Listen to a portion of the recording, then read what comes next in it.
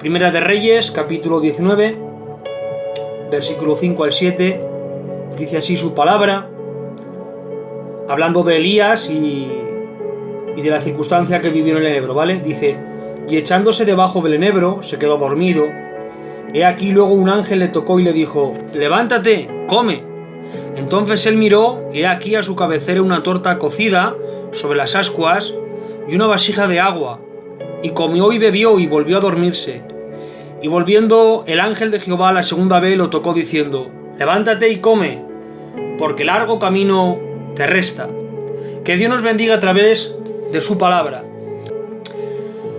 Corren los tiempos donde ya sabéis que hay 3 años de sequía, donde no hay agua, y al no haber agua, pues animales mueren, la plantación muere, los frutos mueren.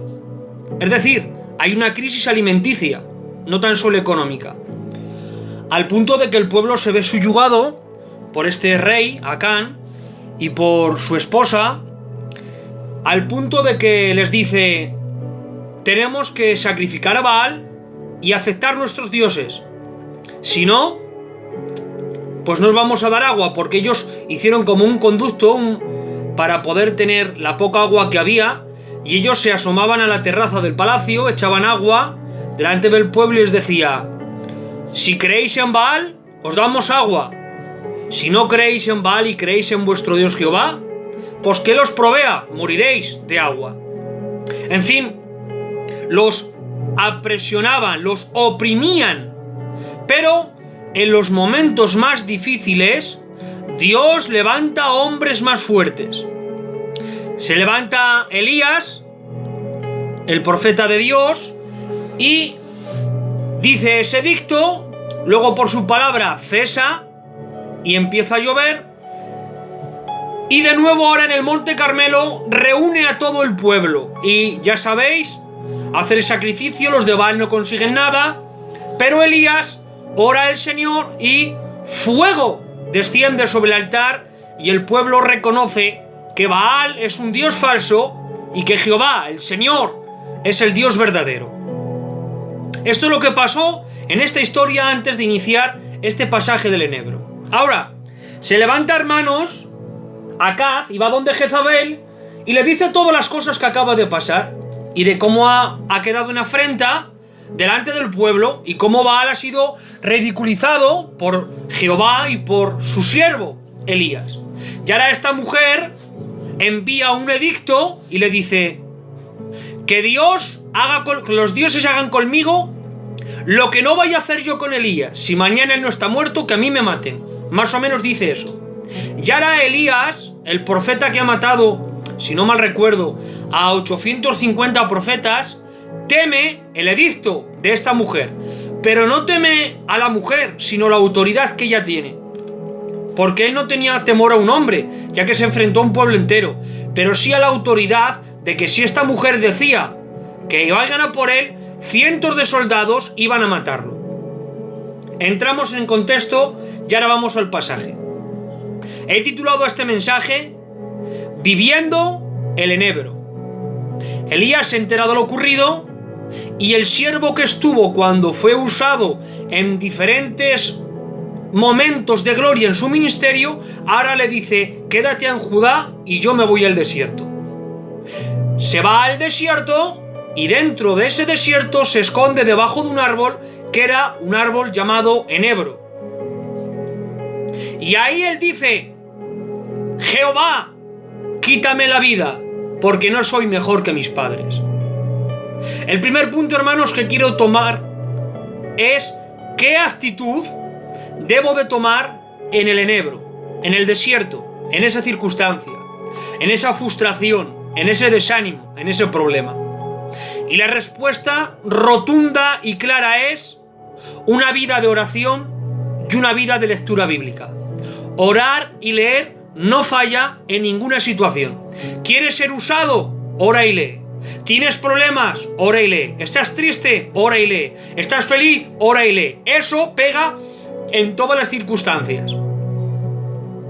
Porque él entró al enebro pidiendo la muerte, cometiendo un error. orando, porque se dirigió a Dios. Y los que entran en el Ebro orando no mueren. Mirad, hermanos, acerca de la oración dice en Santiago 5:13: ¿está alguno entre vosotros afligidos? Haga oración. En el Salmos 18:6 dice: en mi angustia invoqué a Jehová y clamé a mi Dios. Él oyó mi voz desde su templo, y mi clamor llegó delante de él, a sus oídos. Y acerca de la Biblia, de la lectura bíblica, dice en el Salmo 119:25, mirad qué texto, hermanos, dice: abatida está el polvo, está mi alma, vivifícame según tu palabra.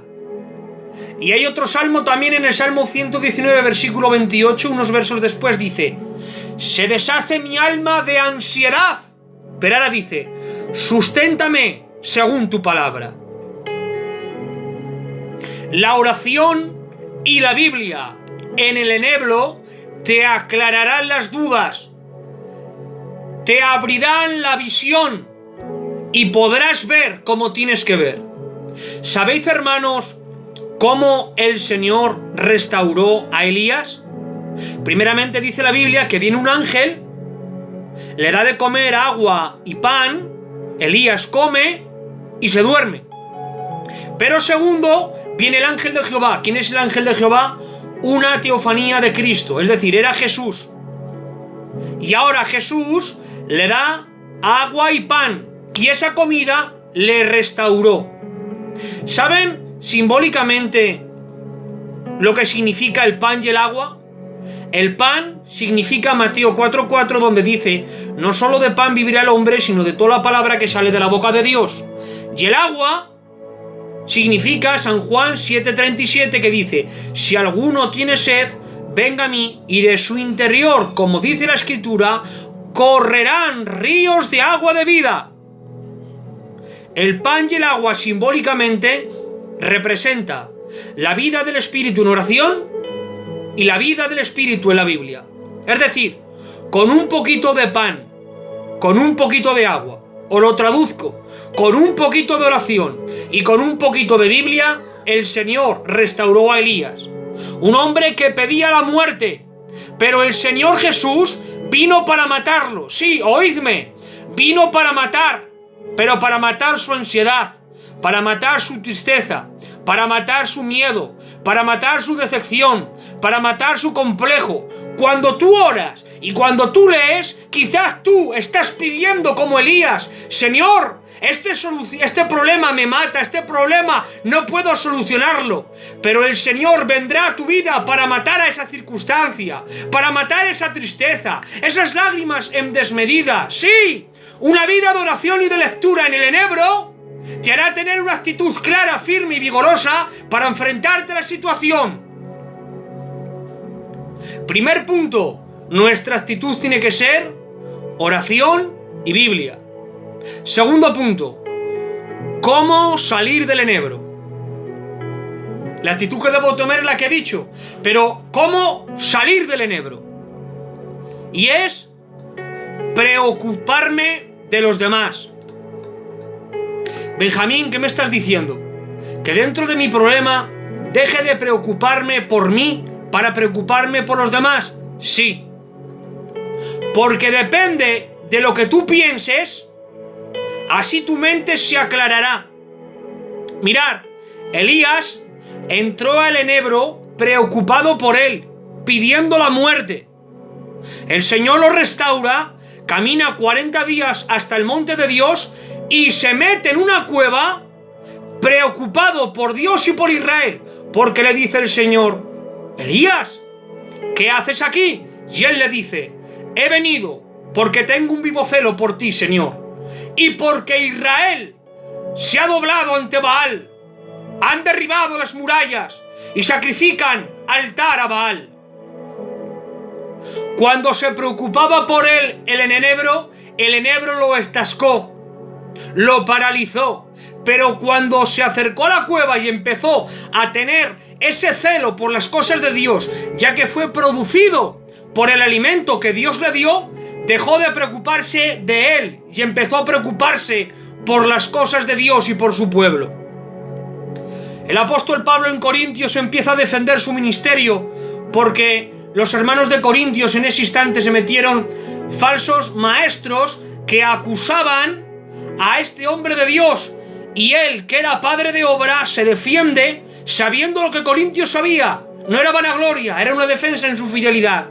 Y empieza a decir y a enumerar que he estado en azotes sin números, que de los judíos he recibido 39 latigazos 5 veces, que he sido como muerto en alta mar, peligro de ríos, peligros de hambre, peligros de sed, de falsos hermanos, de judíos, de gentiles. Y ahora dice en el verso 28,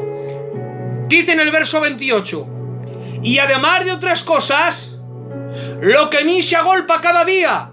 ¿Qué es lo que se agolpa cada día sobre ti, Pablo? La preocupación por todas las iglesias.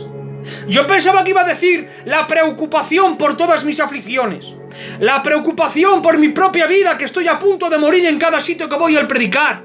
Pero él dice la preocupación por todas las iglesias, es decir, que todas las circunstancias adversas que a él le venían por predicar el evangelio no lo detenían, y no lo detenían por preocuparse por las iglesias, por las almas, por los hermanos que estaban siendo predicados, por los demás discípulos, colegas en el ministerio. David, hermanos, se enfrenta al gigante, pero atención, con voces que primeramente a él lo afligían.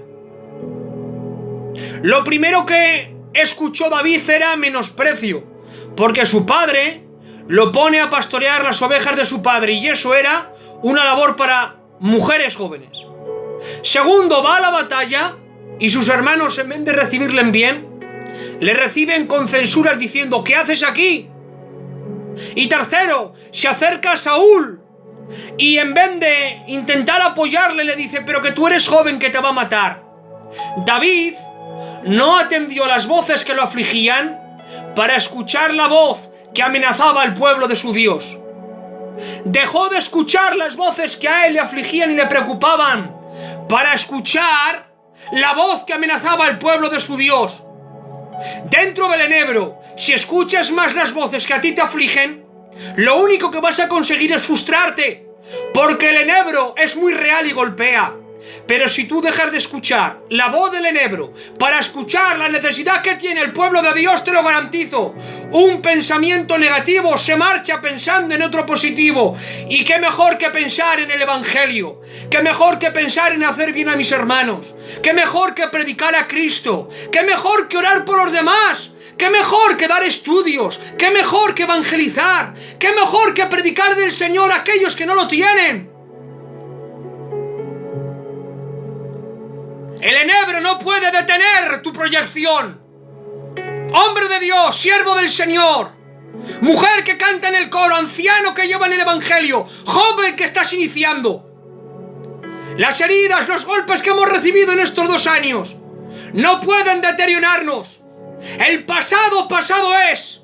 Y tenemos que tener nuestra mente en el futuro, en el supremo llamamiento. Olvidémonos lo que queda atrás para extendernos hacia adelante. No podemos avanzar en el barco de nuestra vida hacia adelante si nos hemos anclado en el ancla del pasado. Pueblo de Dios, salir del enebro es una decisión y es empezar a pensar en los demás. Así lo hacía mi Cristo. Jesús en el Getsemaní entró sufriendo por él. Le dice a los discípulos: entristecido estoy hasta la muerte, mi alma está angustiada. En Hebreos habla acerca del sufrimiento y dice que clamó con lágrimas y súplicas. El Evangelio de Lucas nos dice que su sudor era como grandes gotas de sangre y su agonía era incesante, aumentaba la agonía, pero entró en el Getsemaní sufriendo por él, pero fue restaurado en un rato de oración con su Padre y salió del enebro, salió del Getsemaní para sufrir por los demás. Entró sufriendo él y salió para sufrir por los demás. Entró con pensamientos en él y su Padre y salió con pensamientos en salvar a los demás. De los Getsemaní se salen pensando en los demás. Gloria a Dios.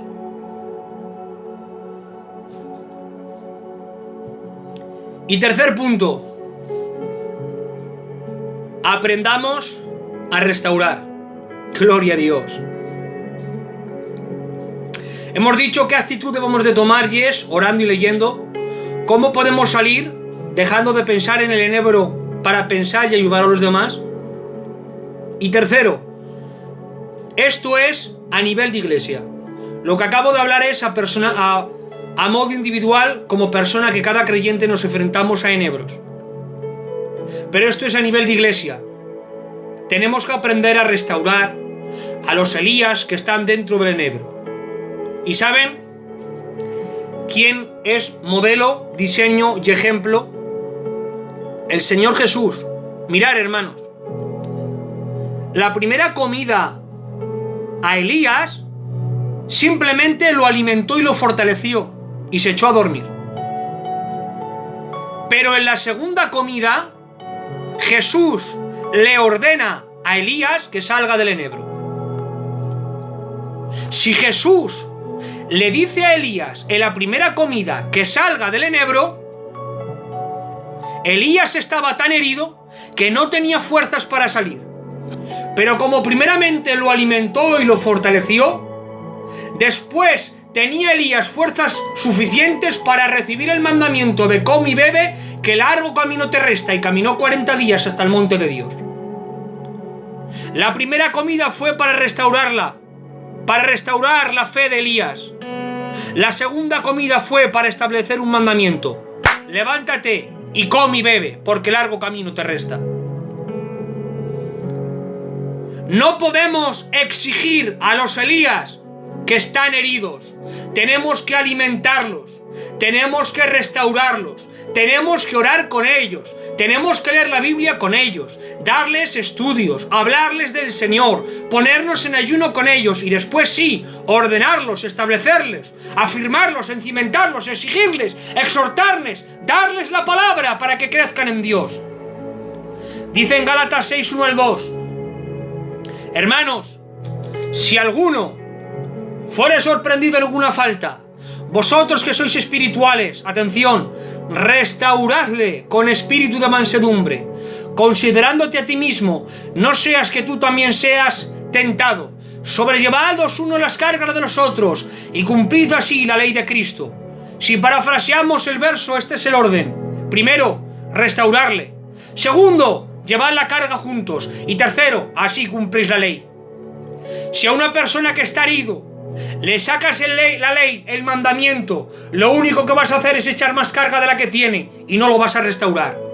Pero primero, ora con él, como hermano en Cristo, abrázalo, sana sus heridas, lleva su carga y después que la palabra del Señor lo encimente y lo guíe a un crecimiento en Cristo. Atención, pueblo de Dios. Nosotros tenemos sal y aceite de Dios, pero el herido primero necesita aceite y segundo sal. Cada verdad bíblica para su momento, en su debido orden. Si tú a un herido le echas sal, lo único que le vas a producir es dolor. Échale aceite, que el aceite le cure, y después dale sal para que reciba sabor su vida espiritual, para que no viva un evangelio sin sabor, insípido. David, hermanos, coge, cuando Absalón lo destierra, David se va y se encuentra a un siervo egipcio. Dice la Biblia que llevaba 3 días hambriento sin comer. Le dio pan, agua, higos y pasta. Y dice la Biblia que su espíritu revivió. Así lo dice la palabra. ¿Saben cómo le alimentó? Acordaos lo que os he dicho antes acerca del pan y el agua. Le dio pan, que representa la palabra, le dio agua, que representa la oración, y le dio higos, que representa el fruto, el ejemplo. Cuando lo edificó con la palabra, con la oración y con el ejemplo de líder, su espíritu revivió. Imaginaos que a este hombre, en vez de darle alimento, lo primero que hace es preguntarle: ¿quién eres? Soy un siervo egipcio que mi amo me dejó aquí. Y le da ahora el mandamiento: llévame. En las condiciones que estaba este siervo, Si David le pide y le exige, llévame hasta allá, no aguanta el camino. Porque hay personas tan sumamente heridas, que llevan tanto tiempo de hambruna espiritual, y espiritualmente están tan flojos en el Señor, que si tú en ese instante le presentas el mandamiento de llévame a donde está tu siervo, no aguantan en el camino. Pero si tú le das el pan de la palabra, el agua de la oración, y le das el fruto del ejemplo, revive su espíritu y después recibe el mandamiento para llevarte a caminar donde tiene que caminar. A los hambrientos de días hay que alimentarlos, edificarlos, restaurarlos, orar con ellos y después sí, ordenarlos. Aunque aquí quiero hacer un inciso. El siervo egipcio no comió porque no tenía comida. Pero hay muchos que están hambrientos teniendo comida, y a estos no hay que restaurarlos, a estos hay que exhortarlos con el mandamiento. Porque hay pródigos que son pródigos estando dentro de casa, y eso está muy mal. Porque si es pródigo fuera de casa, lo entiendo, pero con la confesión que hizo el pródigo que salió de casa, que dijo, en la casa de mi padre hay abundancia de pan, no entiendo cómo una persona dentro de casa es pródigo habiendo abundancia de pan. A estos no hay que restaurarlos, hay que exhortarles, porque están pasando hambre porque quieren. Pero a las personas que están en debilidad, que están afligidos y pasando un tiempo de enebro, a esos hay que edificarlos y restaurarlos en amor, como Jesús hizo con Pedro. Pedro le niega 3 veces, y después de negarlo 3 veces ya no quiere ser más su discípulo. De hecho, se va a pescar, dando a entender que quiere abandonar el ministerio. Y ahora, ¿qué hace el Señor para restaurarlo? Se acerca a la orilla porque están pescando, hace la pesca milagrosa, los discípulos salen corriendo, y se le acerca el Señor, y ¿saben cómo le espera Jesús al Pedro que le ha negado 3 veces y que ha querido abandonar el ministerio? Lo espera con unos pececillos y una fogata de fuego para que se caliente. Y después que le alimenta con los peces, y después que le calienta con el fuego, le exige el servicio y le dice, ¿Pedro, me amas? Sí, Señor. Pues entonces apacienta mi rebaño. ¿Pedro, me amas? Sí, Señor. Entonces apacienta mis corderos. Primeramente lo alimentó, primeramente le quitó el frío espiritual que tenía con el fuego de su pasión, y después le ordenó el servicio, después le ordenó el mandamiento. Aprendamos a restaurar a los Elías que no se han querido meter, sino que el enebro los ha sorprendido. Aprendamos a restaurar a las personas con espíritu de mansedumbre, orando con ellos, leyendo con ellos, enseñándole el camino, mostrándole la verdad y después corrigiendo sus deficiencias, porque todos tenemos que mejorar. Viviendo el enebro, se vive en oración y lectura, se vive pensando en los demás, y aprendamos a restaurar a aquellos Elías que están en el camino viviendo este enebro, en el nombre de Jesús.